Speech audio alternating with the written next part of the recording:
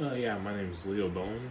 Um, so I would say the first thing you can really say about a teacher's role in supporting learning, improving, and planning and practicing for upholding their profession is simply learn yourself.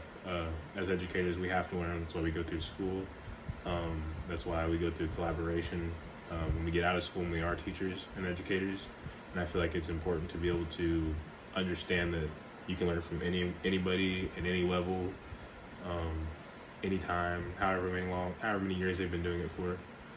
Currently, I'm a teacher's aide, but it's for elementary, and I know I'll be teaching high school, but it's an experience to be able to understand how that can work and how I can apply that later in the future to when I do start teaching high school. There was an article made by Matt Bromley that talked about some key ways to help the student and help in the classroom, and it was creating a positive environment for the class and the students, the educator, and making the students work hard and think hard, but think hard efficiently. Don't make them think for nothing, and plan for being able to retrieve what they've learned before, and kind of like a muscle memory, only a mind memory type thing, to make them reuse what they've learned already and not just skip over it. I feel like a lot of people have a habit of learning something and not fully committing it to memory and forget about it, and when they can be used in different scenarios. So I think that's important. Um, if you're going to teach someone something, you want them to remember it, whether they use it today, tomorrow, 5 years from now, 10 years from now, when they're 70, it doesn't really matter as long as they have the information still. So the professional disposition I would say that I currently possess, that I think would make me a successful teacher, is advocating for individuality, letting people letting the students express themselves. There's appropriate times and places and areas in classrooms to express yourself. We don't want students running around high school, elementary, whatever. You don't want them running around in a circle, around the desk during history class or health education or anything like that. But PE, great time to express yourself. So I would definitely say letting students show who they truly are. I think that's important as an educator, to be able to understand who you're working with, like who is your audience, who you're trying to teach, because to teach each one of those students, you have to know who they are.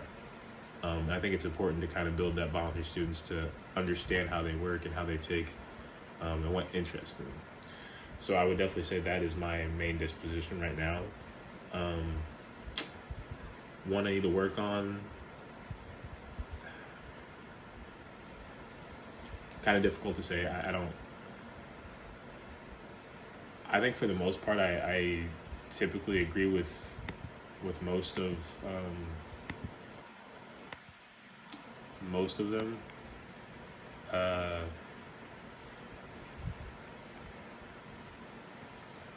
Yeah, I think most of them strongly agree on.